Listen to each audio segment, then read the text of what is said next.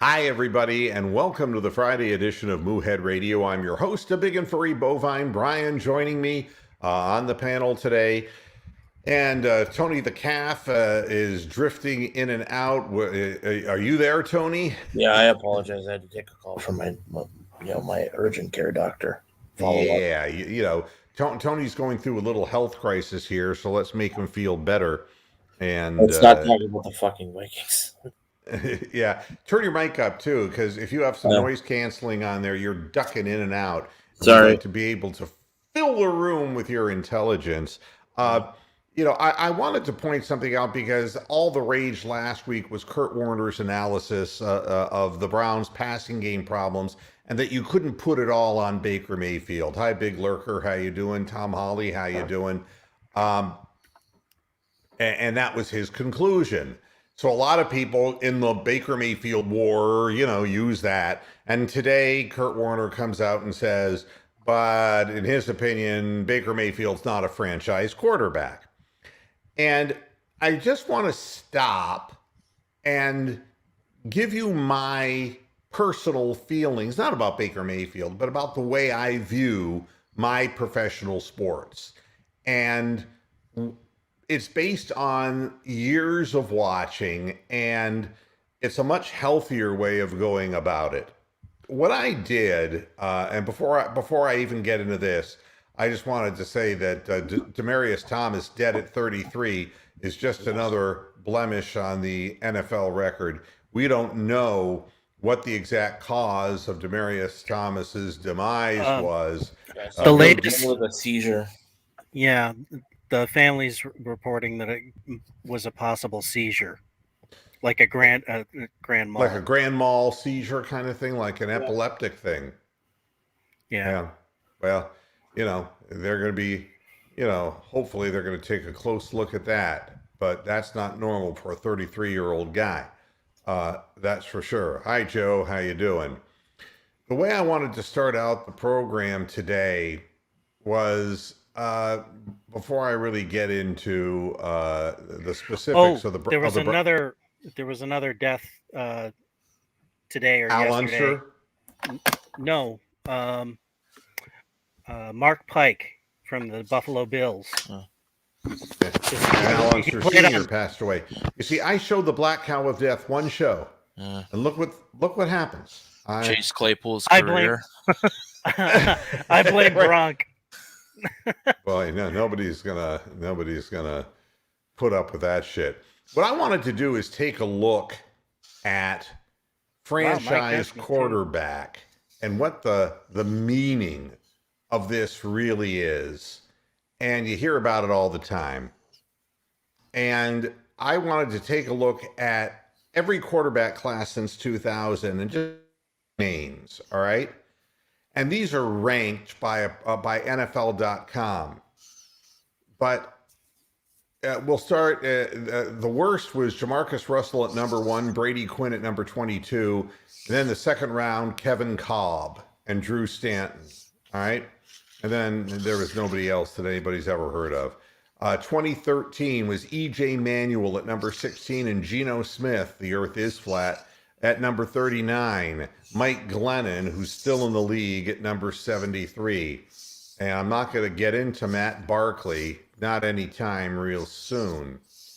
At 2002, number 1, David Carr, Joey Harrington, and Patrick Ramsey.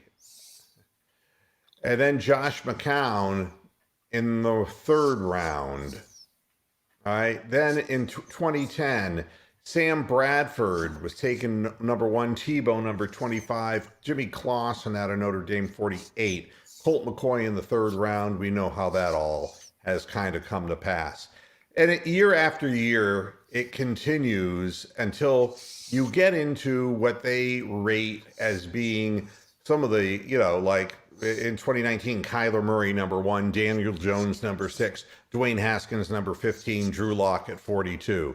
That was 2019.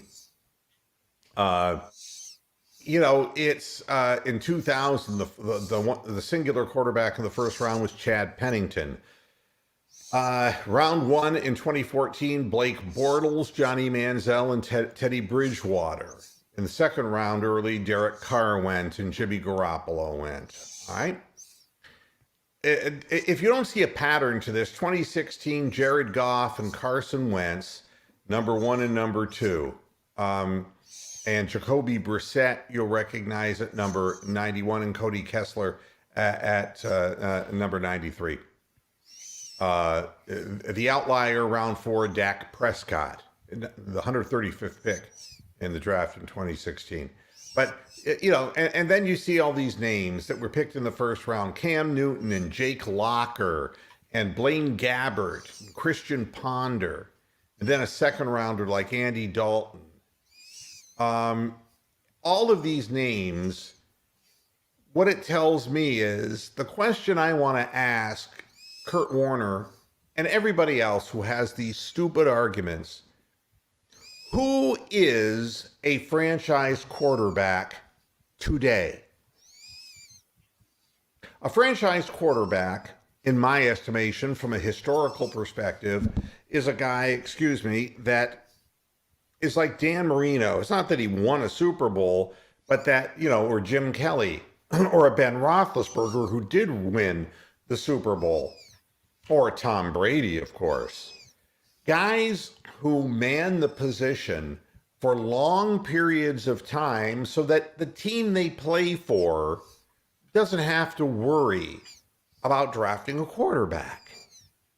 Would we agree that's the definition of a... Yeah, at least a 15-year starter in the NFL for the same team.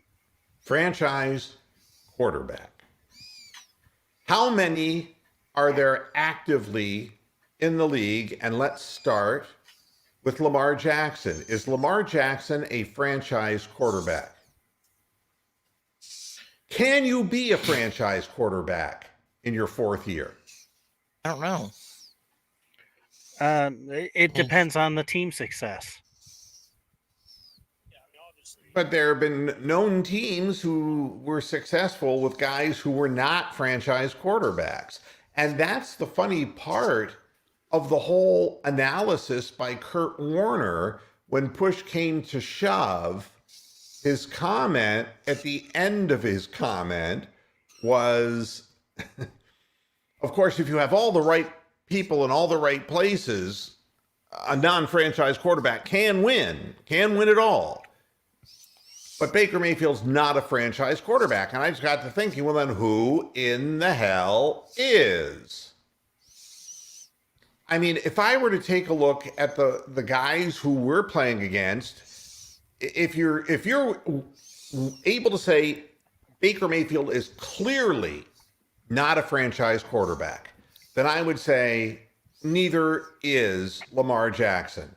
Neither is Josh Allen. Neither is Kyler Murray. They can't be in the league long enough for us to make an assessment. And how many guys started out like Carson Wentz? Oh, there's a guy there who's going to be a surefire Hall of Famer, and gets derailed by injury or by whatever circumstance, being hard to get along with, not getting along with his teammates very well. Well, Luck in Indianapolis. I mean, He was projected really high coming out of Stanford. Yeah. I mean, there are lots of capable quarterbacks. Derek Carr. He ain't no franchise quarterback, that's for sure, because we've had more time to see with him, and his team never gets over the hurdle, no matter who the personnel on the field are. He's a slightly better brawl line. NFL loves the story, but let's be honest about it. I mean, the days of the Ben Roethlisbergers are going away. If you look at all those names of quarterbacks from 2000 to 2021 and how many guys are still lingering in the league, that'll tell you that there have not been apt replacements. I don't like to get involved with these side arguments, and the reason is I watch my team play week by week. If they win, I'm happy. If they lose, I'm not thrilled. But if they lose in a tremendous gutsy effort, I give them credit. If they are flat and disorganized, I give them hell. I'll give you an example. The first half of yesterday's football game, the Pittsburgh Steelers were DOA. That looked like an old football team that just didn't have time to heal up in the short week. Would you agree, Tony? Yep. They looked beaten. Their faces, they looked like they were void of energy. Ben Roethlisberger was getting beaten about like a rag doll. And then, miracle of miracles, Mike Zimmer tries to hand the game back to them, I suppose. I don't know what in the hell. I think Tomlin lit into him. But the mental state of football teams, you know, you can get them all whipped up to a certain point, but at a certain point, the body just breaks down. And Ben Roethlisberger had to have left that game feeling like shit. And the more these guys get pounded in the passing game with these prolific, fast, wide receivers, what we're seeing are a plethora of soft tissue injuries.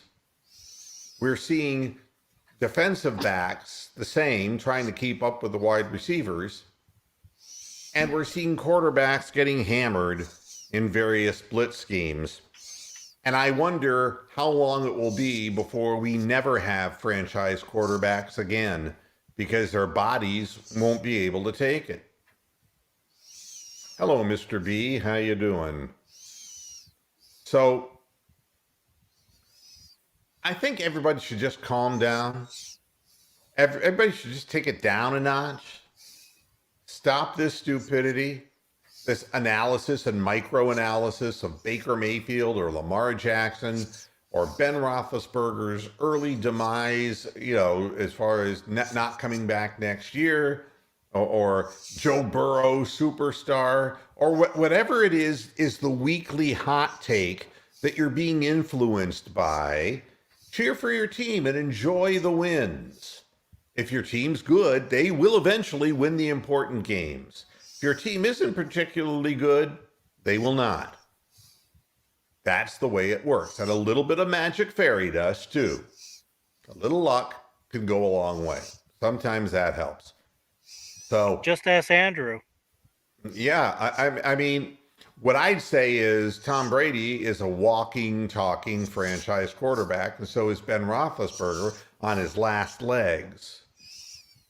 But there's not many quarterbacks in this league, and Russell Wilson is tarnished. Now, to me, I think that they're going purely by stats. And so if you're consistently in the top 5 quarterbacks in the NFL, then you're considered a franchise quarterback. So Aaron Rodgers posting up fantastic numbers year in and year out is considered a great quarterback, even though he only has one championship, and he's cost that team substantially in getting more talent around him. Yeah, and more talent on the defensive he would be ball. considered a franchise quarterback, though. He would. Yeah. I mean, that would be the way that works. The Browns are the only team in the NFL who, during their bye week, get less healthy. And if you haven't heard the latest, now Greg Newsom's gone, out. The last play of practice, he suffered a concussion. I hope it was important. I hope it was important that he was out there on that last play. So now we don't have him. We got Greedy Williams instead. And the offense that Kevin Stefanski clings to tighter than the buttons on Delta Burke's blouse.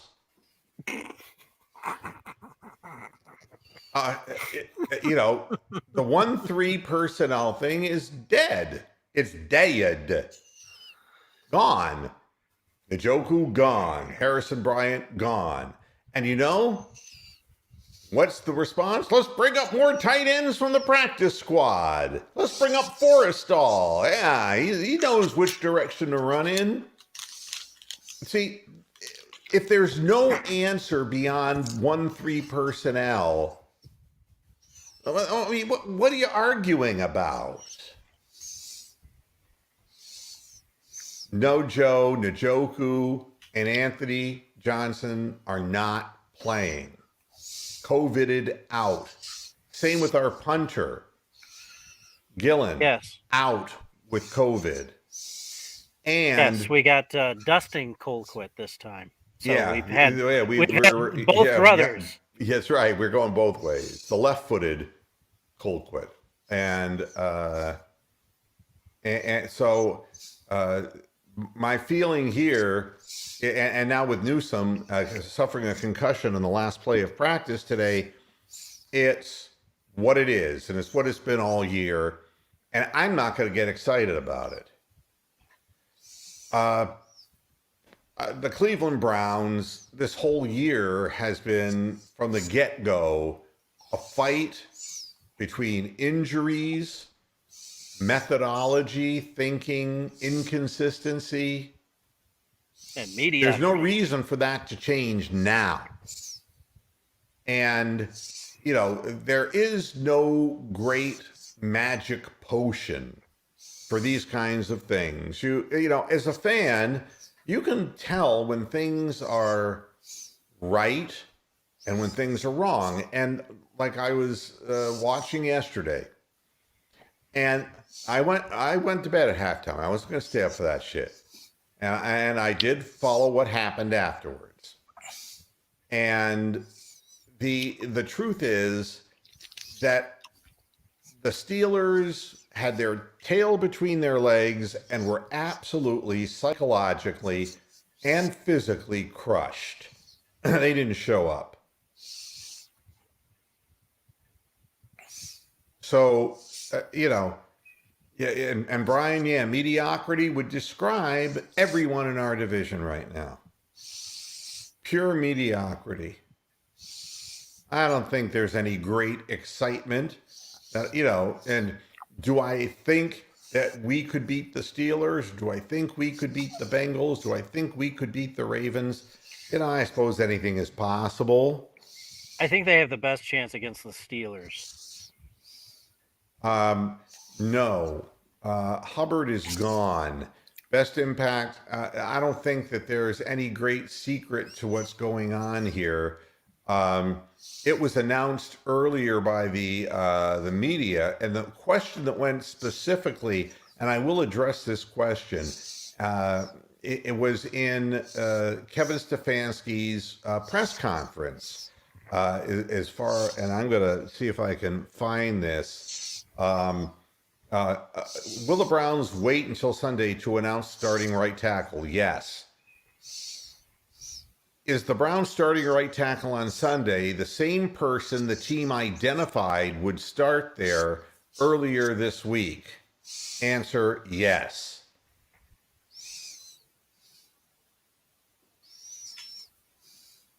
So it was already discussed, and the answer is James Hudson out of Cincinnati.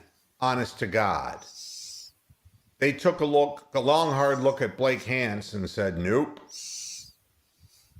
Hance, I think, is a better guard than a tackle. He gets pushed backwards.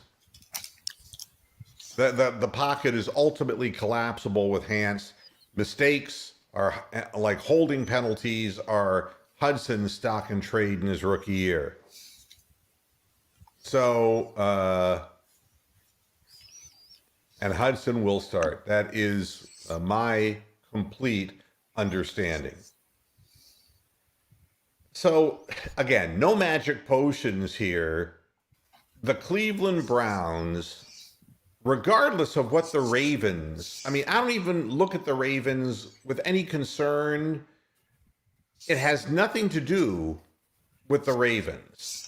It has to do with the Browns and their level of performance. and their incohesive nature, the Browns have no chance of winning. Zero. No chance to win. I will say that loudly, opinionatedly, because there is nothing. I mean, if you can't run your primary offensive set and with your personnel on the field without bringing in guys like Forrestal into the game, and if you changed and said, okay, we're going to start going into stack, multiple wide receivers, what do you got? You're going to throw Rashard Higgins at him? There was a whole analysis about the problems, finally, that was being talked about online by media sources about how the Browns have an incredibly hard time getting off the line of scrimmage, their wide receivers. And it's probably part of the reason why Stefanski is so in love with the 1-3 personnel. We don't have guys who get off the line. And what we're going to have to try to do is run more motion, which, of course, you know what that does. It opens up more opportunities for people to jump off sides and be unfamiliar. Stacks, where guys go more, then shift out and motion into other areas. More misdirection with the wide receivers in. Things that will try to coerce those people into getting a free or freer break off of the line of scrimmage. It doesn't matter about Marlon Humphreys. Again, none of this is based on the Ravens. I know what the Ravens have. I know who they are. I know what they're good at, and I know what they're not good at. But what we do really know about the Browns is that if you stop their running game or get ahead of them early, they cannot come back and they cannot throw anything at you. That's fact. So that's my impression of everything. If I'm the Ravens, I would come out and I would take a look at Greedy Williams. I would find out wherever Hollywood is lined up and just keep throwing the ball down the field. The Browns will give up the big play. They will blow the coverage. And if you can get on top of them, you take their running game away from them and they have no passing game. Period. And Joe, this isn't two Jewish old men sitting at the park comparing war injuries. It has nothing to do with the Ravens. Your condition of your players, you do have a guy who's off the practice squad, a 6'4" cornerback, but the Browns have no speed to scare you with. Unless these players would blunder, the worst you could say is that they'll give them a little bit more underneath breathing room than a really top flight cornerback like Marlon Humphreys. But the Browns don't have a big play in their offense, and you know that Harbaugh is smart enough to not put an inexperienced player into a one-on-one press coverage situation. But even mediocre secondary guys in press coverage have given the Browns fits this year, because that is the problem with the team. Our receivers can't get off the line of scrimmage. Lack of team speed, lack of athleticism at the wide receiver position. And then when when your kicker's having a little rough go of it, and now he has to have a new play holder out there who he's never worked with, it's important. Colquitt can punt. He averaged 47.7 yards in the first X number of games this year before he got cut because of his age. He should be able to come in and kick the ball just fine. The problem is it's either Case Keenum or Colquitt to do the holding. And Chase McLaughlin has been having trouble lately. So you're not even going to have the benefits of a real strong, well, at least we can get in field goal position and put points on the board. That's going to be a challenge. Anybody have any idea what the weather's going to be like? Hold on a sec. I'm curious about that too. Oh, the weather in Cleveland hasn't been exactly the number one concern in my. No, I would say you have more things. Sunny and 46. And no big wind. Didn't see wind. Let me. Winds out of the southwest at up to 15 miles an hour. Yeah, up to. It should be around 10. That should not be a big deal. Again, the opportunity to throw the ball down the field would be there if we had bigger play guys. It's going to have to be through scheme and running things a little differently. And he's got to get off the 1-3 kick, because if he doesn't, then he's got inexperienced players on the field. So... And Mr. B's asking me a question. Is there any chance we can miss the playoff, even if we win out? Yes, there's a chance, but you're not going to win out. So 2007. That's the question. 2007 it happened. Yeah, They went 10-6 and still missed the playoffs. I'll tell you, one of the funniest things, I was scrolling through YouTube and I saw the Browns' biggest comeback win on foreign soil, not in their home stadium, in the history of the Cleveland Browns. That was crazy. I had, watching that, and it was 2014. And we were down 28-3 to the Titans and came back and won 29-28. All right. And in the game, Locker was their quarterback. He went down with an injury to his thumb in his hand. And so, who was the guy who is Charlie? Help me here. Whitehurst. Yep. Had to come in, and he led them to their 29th point, a touchdown drive, and they were up, 28-3. And the Browns quarterback was Brian Hoyer. His running backs were Ben Tate, Isaiah Crowell, and I forget who in the hell the other one was. His wide receiver threat was Taylor Gabriel. Remember him? Was those the days of fucking Chris Obadiah? Yeah, I mean, I was hearing names. Jim Dre was the tight end. Yeah. God, I remember that, but I didn't remember that until I saw it. It was really kind of funny. So how many players have gone through the turnstiles, so to speak, Cleveland Stadium through the years? Pretty incredible stuff.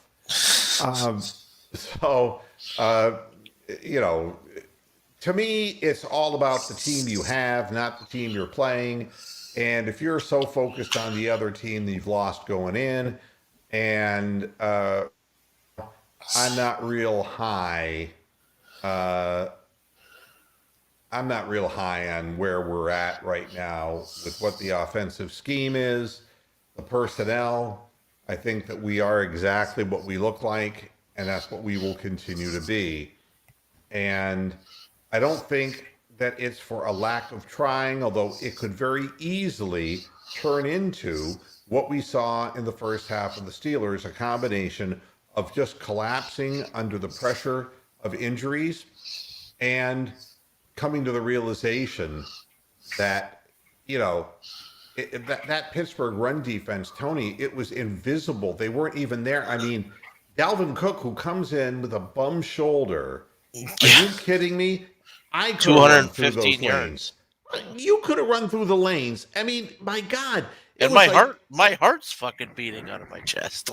Yeah, I mean, and it's like Moses parting the Red Sea. It was like Charlton Heston was going like this and just opening up holes. Unbelievable. And there was, and like Minka Fitzpatrick would make a tackle 18 yards down the field on a running play and pump his fist like he'd done something good. And it's like, boy, I'll tell you. Yay, I prevented another touchdown. Touchdown, yeah. And there were several runs where Chubb would have taken it to the house. Chubb's a better back than Dalvin Cook. Yeah. I can tell you that. Dalvin Cook's good back, but my God, those holes, I couldn't believe what he was running through. Yeah. And, you know, and that's, you know. And of course, in the second half, Mike Zimmer decides, hey, we're going to throw the ball. Yeah, and here come the Steelers. Yeah, I'm going to throw interceptions to let them right back in the game. Yeah, it doesn't make any sense whatsoever. Dominic, Miles is being honest. It may cost him out of his wallet. But the team is not focused. That neither defensively nor offensively are these guys bought in to this system that they're playing. And it isn't Odell who turned the locker room against Stefanski. It was just another unneeded, unnecessary distraction.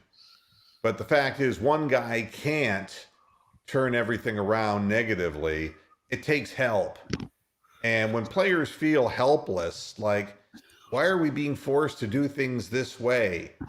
And I mean, if you were Baker Mayfield and you're in the most important game of the season in your home stadium, and they've done nothing to even try in the last God knows how many weeks to find any wide receivers off practice squads. We have no wide receiver, none on our practice squad.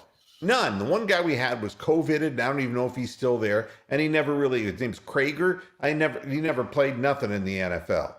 We never even tried to get somebody in there. And instead, we just keep flooding more tight ends in there. It's crazy. If I'm Baker Mayfield and I know that Calais Campbell is back, I know that and he's going to be standing over James Hudson III. Yeah. I mean, that isn't good. And Baker's going to want somebody who can take the pressure off with a big play, and ain't nobody going to get down the field. They ain't going to be, and they're not running their patterns hard. I'm telling you, I know when somebody has just sold their souls to win, because I watched the Cleveland Cavaliers. Even when they lose this year, they come back from 15 down and lose by 1, but they got spirit, they got guts, and they're lacking a 2-guard. And that team is fun, man. I tell you, watching them the other night against the Bulls, I thought for sure that Zach LaVine and Vucevic and that roster would overpower them, and they never even got fucking close. They couldn't get started. And, you know, Vucevic was just psyched out by the sheer size of the front line of the Cavaliers. And the incredible part of it was in the beginning, yeah, LaVine really got off 5 of his first 6. But then they, you know, Okoro, who can't shoot to save his soul. No. But they run and run and run defensively. Between him and Riddle and Child, Jetty Osman, they run and run, but they get steals, and it frustrates the opponent. And then when LaVine was saying, well, fuck it, you're not going to let me get a 3, I'm going to go ahead and get into the lane. And God, he puts that shot up, and Mobley goes up and just vacuum cleaners it. He just goes up with both hands and catches it. What the fuck? I mean, they play the right way, and that's hard all the time. The Browns don't play hard all the time. That's what I can tell you. The Steelers didn't play hard in the first half. That I can tell you. And the Ravens, what I will say about the Ravens is that they do play hard. They don't always play smart, but they play hard. And defensively, because, you know, Marlon Humphreys isn't out there. Whoever's out there that they're going to field is going to come out there. You saw what Tyus Bowser did to Blake Hance. Just chewed him up. just chewed them up 2 weeks ago. They play hard. They're coming at you. You're going to feel them. And that's why the Browns have no chance to win, because you can't find that feeling when it's already deep in your soul. They're not bought in. I'm not bought in, and most of the fans aren't bought in either. I'm less than enthused. So what I'll tell you is I'll watch the game, and if my team wins, I'm happy. And if my team loses, I'll do my post-game show, and life will go on. And that's what life is. Can't make that team better. It's not within my sphere of influence to make that team better. Always look on the bright side Yeah. of life. Yeah, you win, you're happy. You lose, you can analyze it 100 different ways why you lost. But in my heart, watching them, too much of the wide receivers not fighting to get free at the line of scrimmage, not assertive and aggressive enough. And for that, I blame Joe Woos. Because in practice, you know that he's doing that same, let's lay off 7-8 yards and let them do whatever they want to do to get off the line. And so when they go against somebody else and they're getting pressured at the line, they're getting checked right in the chest. They don't know how to. They can't handle it. They don't know hand fighting. They don't know anything. Well, you get hit in the mouth in a boxing ring. You know, a lot of guys thought, I'm going to go in against the heavyweight champion of the world, you know? You get into the ring with Muhammad Ali, and you realize how fast he is. And then you realize, I don't have a chance. George Foreman got in the ring with Muhammad Ali, and not a young Muhammad Ali either. And Foreman suddenly, those wide, you know, he was beating Ali red, bruised his side of his body. But he'd never fought anybody who didn't quit. The thing was, Foreman hit you and hurt you. Kenny Norton dropped and would go down. They'd all drop. Joe Frazier dropped and went down. Couldn't get away. You could hurt Muhammad Ali. He'd never show it on his face, and he never gave up. And finally, Foreman had no gas left in the tank and had nothing to show for what he'd done. How you approach this is everything. And I think that teams know if they can stifle the Browns' running game, that they can't summon that second wind in a different context to come out and win the football game. Very one-dimensional team and very stuck on a specific simplistic offense. And I recognize, Joe, that all fans, you know, if you look across at what the pundits are saying, it's 50-50 split who wins this football game. But I'm telling you, the Browns cannot win and will not win. So I ain't going to get excited about it. Now, if you would have told me that the Browns were going to beat the Steelers last year in the playoffs with Big Ben back, and they would do it by taking, what, a 28-0 lead, I had to tell you, you were high on something. I'm being asked a boxing question. I answer all boxing questions. Could Sonny Liston have beaten Mike Tyson? Actually, there were two boxing questions. Oh, what was the other one? I'm sorry. What did you think of the Gervonta Davis fight against Cruz? You know, I have not seen that fight, and I'm going to take a look at it because it was supposed to be a dandy, a good fight. But I'm more of a historian than a current guy. I will wait until the fight shows up on YouTube, and then I'll watch it. But I will let you know in a future show, I promise you. Sonny Liston and Mike Tyson. Sonny Liston was bigger than Mike Tyson, but neither man proved that if they got hit really hard, that they were real resilient. What age of Mike Tyson? If you're talking 18 to 21, Mike Tyson would have fucking eaten his lunch. Well, and again, the guy who lands the first really big punch in a fight like that, because, you know, there is this aura of invincibility. Foreman had it, Liston had it, Tyson had it. And, you know, I always say that Mike Tyson was ruined as a fighter because of Don King moving Teddy Atlas and the guys who were really an important part of his training team out of there and bringing in a guy named Mike Bright, I think was his name, and they didn't know shit.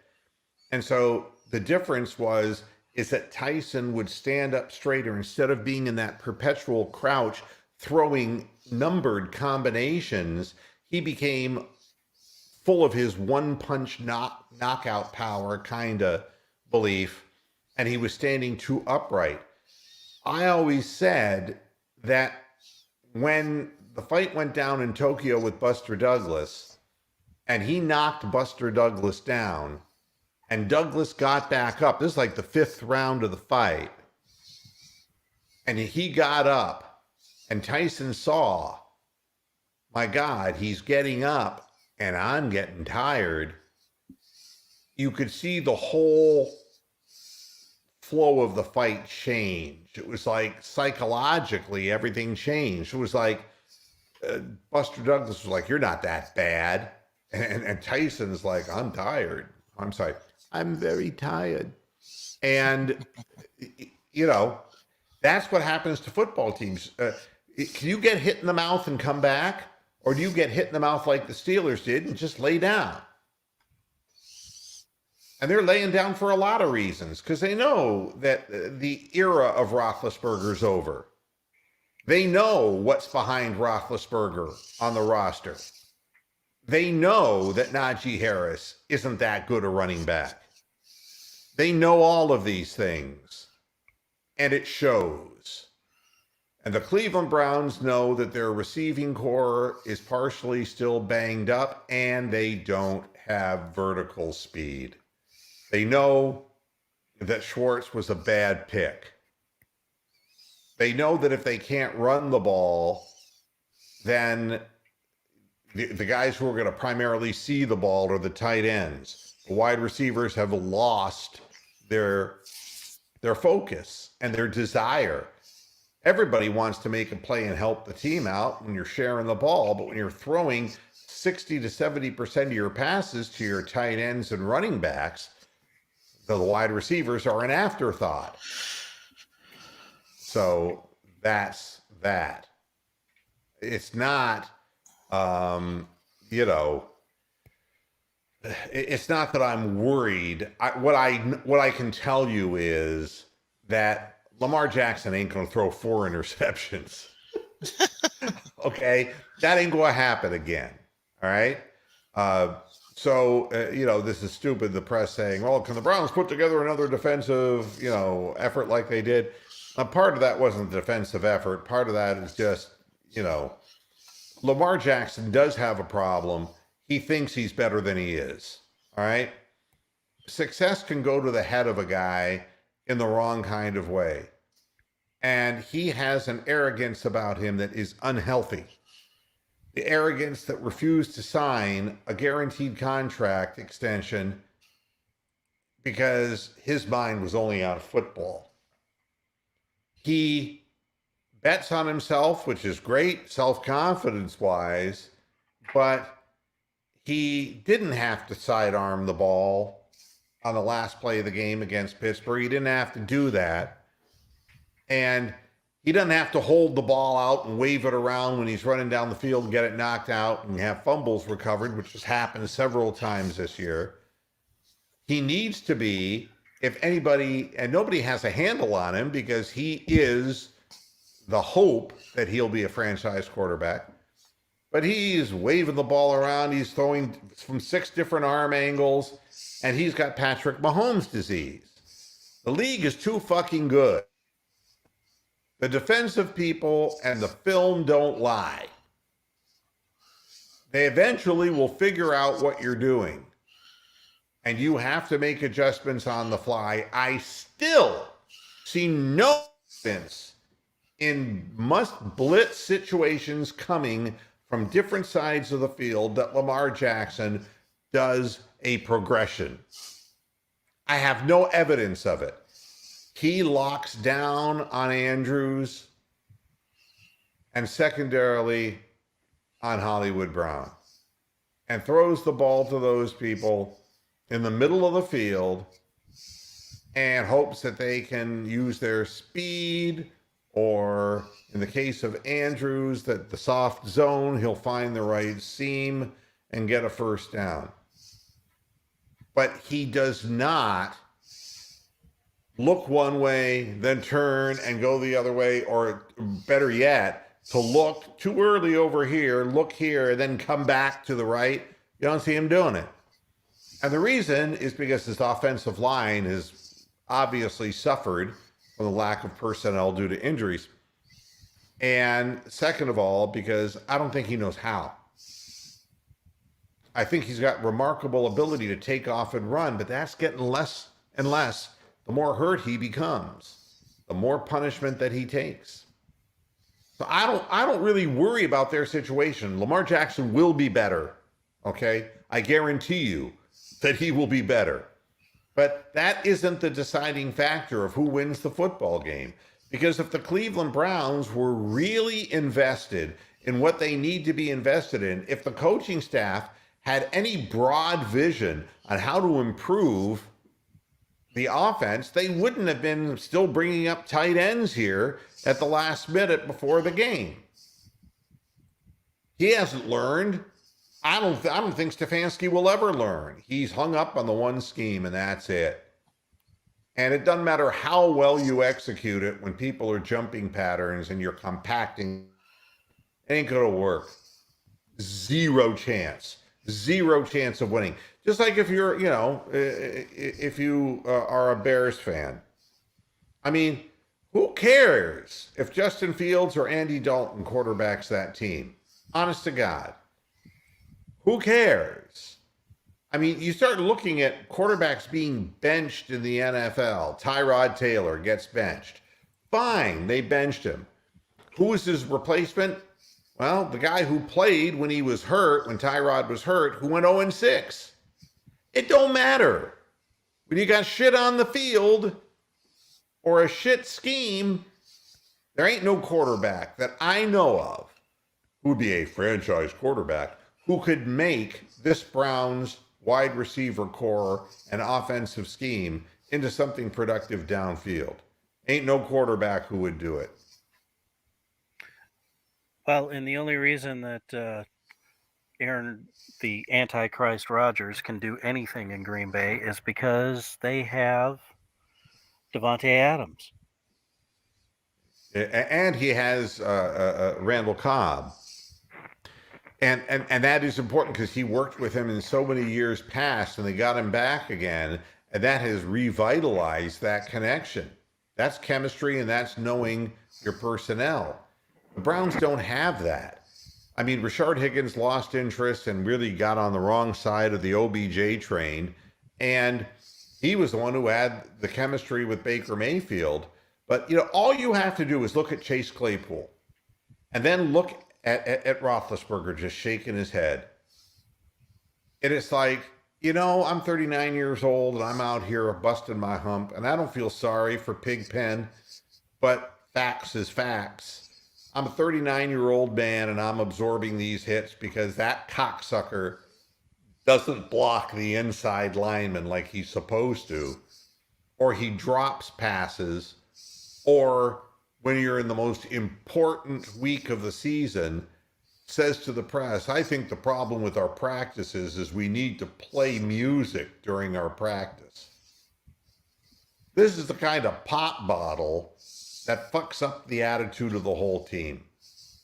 If I'm the Steelers, I get rid of Chase Claypool. Bad news. And you could just see on every play, there was a stretch like 3 plays in a row where Chase Claypool totally fucked up, and just saw Roethlisberger shaking his head like, please don't put him on that the final field. drive, they were driving down, and fucking Ben Roethlisberger looked like the Ben Roethlisberger of old.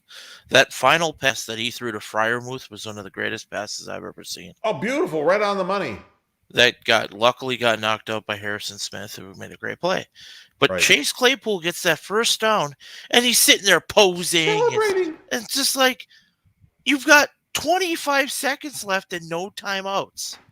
There's no way to salvage that. No, he's mentally, Ryan Clark said it this morning, he's mentally deficient. He's defective.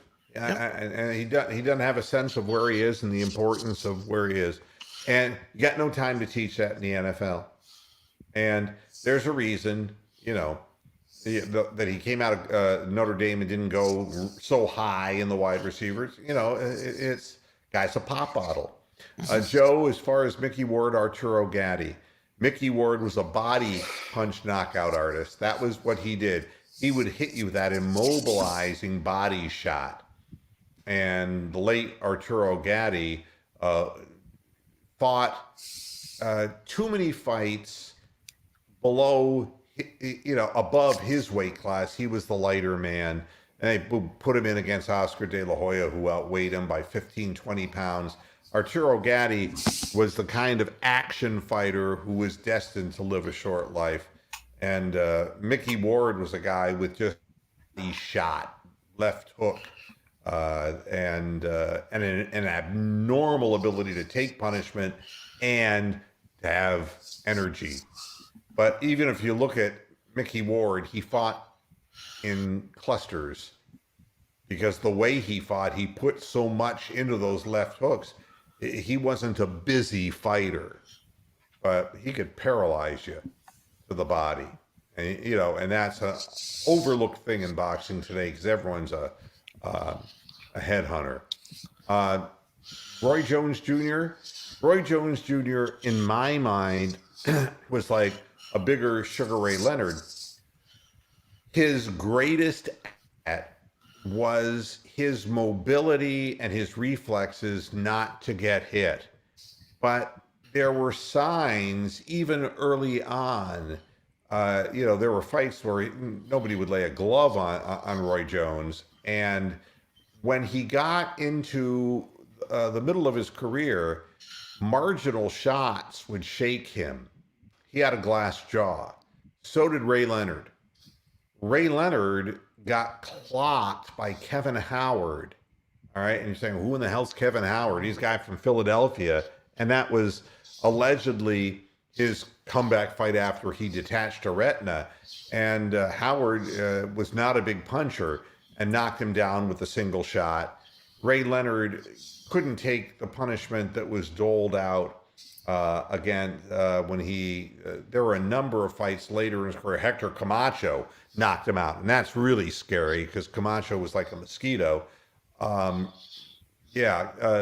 Roy Jones, his strength was that you couldn't hit him in his prime, and he had quick hands, and he fought way too long, and he's mentally crippled himself like so many fighters have. Yeah,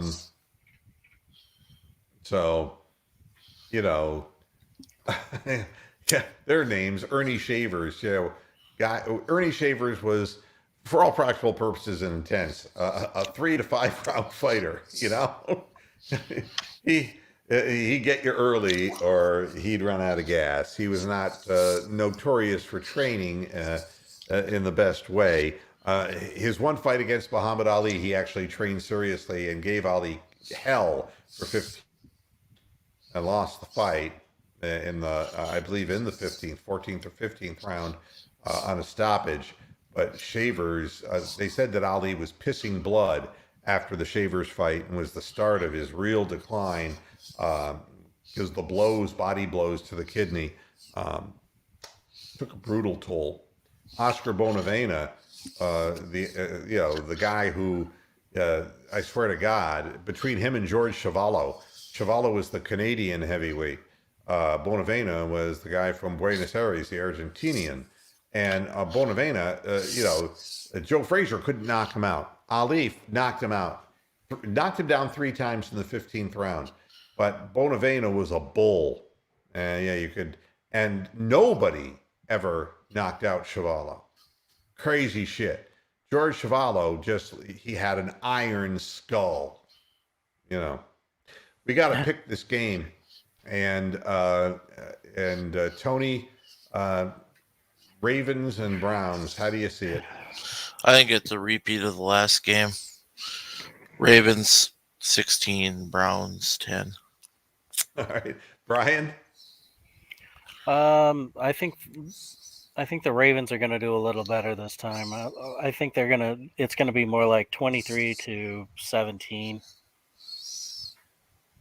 And my feeling is the Ravens will win 27-13.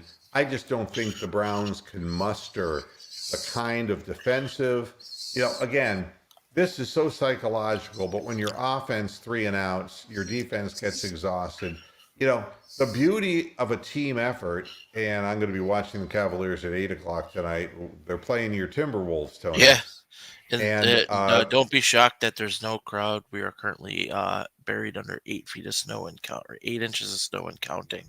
Wow. So the Cavs, I don't know if they play tomorrow night. Do they have a back-to-back tomorrow? I don't know.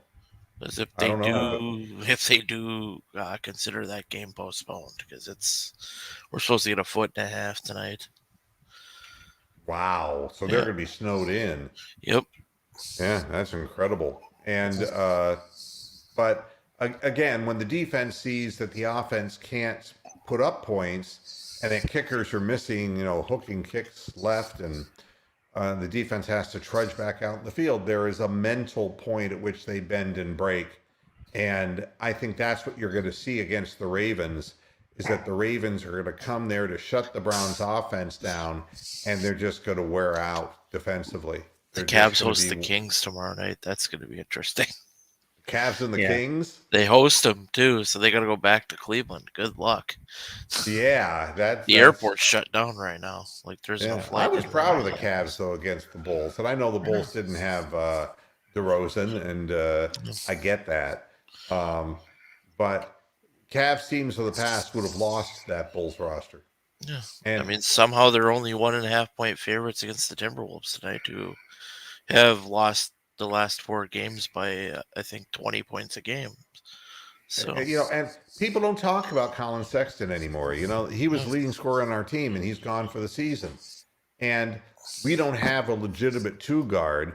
And I'll tell you one thing, and I'm not going to tell you that Colin Sexton was my favorite player because he can't play a lick of defense and he loves to dribble and not pass the ball. But if he would have accepted and stayed healthy, a 6-man roll off the bench, and he could have been like a Clarkson kind of guy, and just be an energy player off the bench, this Cavaliers team would be brutally good.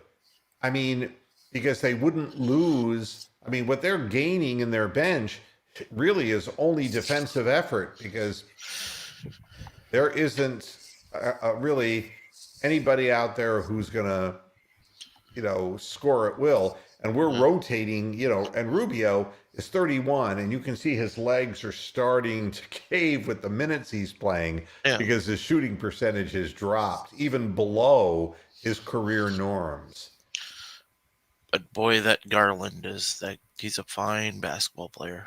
Well, and that's what teams, and I think, the game that I watched where Drew Holiday, who's one of the best, if not the best, defensive guards, shut down Darius Garland. And that was the strategy that they came to the game with, is that if you stop Darius Garland, that's the head of the snake. You kill the snake. And I think that the Bulls tried to do it, but it's difficult because, when you're a team like and I'm thinking back and I'm getting confused.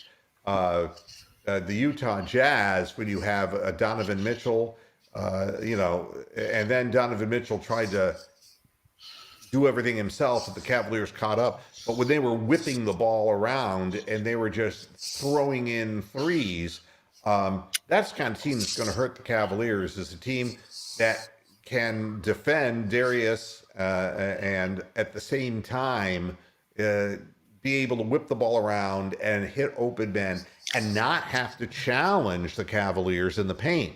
spread the floor out in its width in perimeter passing and not holding onto the ball. The more guys hold onto the ball, the better it is for the Cavaliers. So it'll be interesting to see what happens tonight.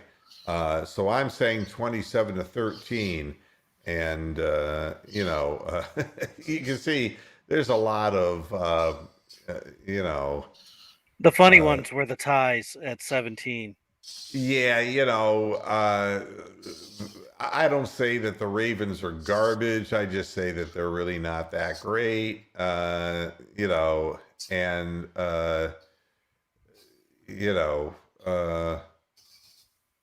I don't know.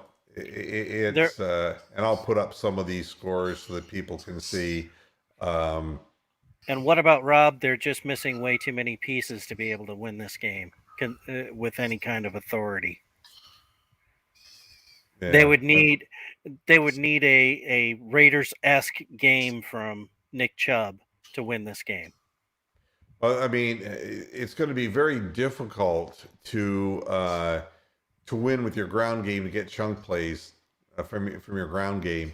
You need big plays, because it's really difficult to, against teams like the Ravens, to grind out 80-yard, 75-yard drives, and they eventually will stop you and force you into a field goal. If you miss the field goal, you've consumed all this clock, and Lamar Jackson's always one play away from heaving one down the field or using his leg at a big play. You need a couple of big plays in order to get this game won, and the Browns just haven't had any in their bag of tricks. So, and hey, be more, and you won't hear me complain when the Ravens win. I think you got to be honest. Are the Browns the best team in the North? No, and they're not playing like it. They could be doing more if their scheme was better, if we had better personnel at the wide receiver position, and if we let our quarterback occasionally read what's going on instead of having this thing just spoon-fed to him constantly. That's my feeling. So, we'll see how it all comes down in the end. And Peter, you like Sexton way more than Okoro. Well, they're two very different players. I think the organization was hoping that Okoro, his shot would come around, but it's too flat. There is no, and he's kind of side spinning it instead of coming off the way this way. It's kind of coming off that way, and the rotation of the ball is not good, and it's too flat.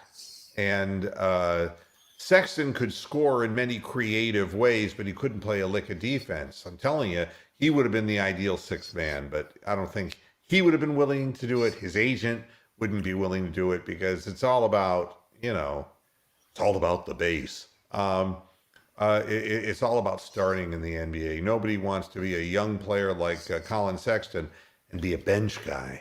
That's, what kind of a question is this? You want me to trade somebody for Hayward, who's washed up, Rozier, who's washed up, and Chumley, Big Walrus? Gee, Tennessee. Gee, Tennessee. And Jarrett Allen? Come on. You ain't getting rid of him.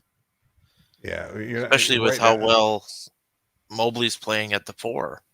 5-year, $100 million, and Jarrett Allen looks worth all of it. Huh? Getting a chance to do what the Nets wouldn't let him do, and he has the right guy at his side, which is a 7-foot guy with an incredible wingspan. And the beauty of it is, Mobley, and I'm going a little over time, but Mobley is the best rookie we've seen in Cleveland since LeBron James. Very different player. Mm-hmm. But the thing I love about him is that the things that are correctable, ball handling, he's loose with the ball. He is swift from the elbow, but not getting a good starting point around the baseline. He's not real strong yet going into the paint. Trying to get better at that, but he needs to mature physically to do it. his three-point shot has great form and he can knock some down, but he's got to learn more how to get off the 15 to 17, 18 foot turnaround and how to muscle more balls up and get fouls That's called a lot of against the balls out there, opposition. Cotton. I'm sorry? That's a lot of balls out there, Cotton. Yeah, I mean, but he's bringing the ball down too much. He's got to really be able to get stronger in his upper body. But I've never seen a better defensive rookie play for the Cleveland Cavaliers. That's a fact. And I've seen every incarnation of the Cavaliers that I've never seen. I saw John Hot Rod Williams, and John Hot Rod Williams was really a nice player, a sixth guy off the bench, and long arms. But this guy, he was 6'10". yeah, but something different about Mobley is that he's just cruising. You know, a lot of rookies look like the game's moving so fast and they're frenetic, and it's like, oh my God, you know, and they're out of their head. Everything's moving too fast. This guy, I mean, he scores 16 points, gets 9-10 rebounds and 4 blocks, and you barely notice it all. He just, game after game, the consistency of what he does, and he's not even scraping the potential that he'll have because he does have offensive skills. He has a beautiful soft touch. It's just that he doesn't have the where to line up on the floor and what he needs to do to become more effective at the NBA level. He'll get nothing but better from the offensive end. But yeah, Jared Allen is a beast now because he can go and stop the ball and Mobley will get the rebound and vice versa. And so Jared Allen's just getting double-doubles at will. It's really impressive to see this from the Cavaliers. And I know it's 14-12. You're saying, what are you getting so excited for? Because I watch the games, every game. My team wins, I'm happy. If they lose and give a good effort, I'm not unhappy. And the Cavaliers have given a good effort in almost every single game they have played this year. And that is more important to me as a fan, that it's real value to watch guys who are invested in a system and who feel like they have a chance to win every game they're in. It's fun to watch. So I'm going to be watching that at 8 o'clock tonight. Everybody, thanks a lot for tuning into this edition of Moohead Radio. We'll be back again on Sunday, halftime and postgame, a 1 o'clock start, and let the best team win. That's all we can hope for. Thanks, everybody, and I'll see you Sunday at the half. Until then, hasta la vista, Pastor Heads. Good night. Enjoy the replay, Key.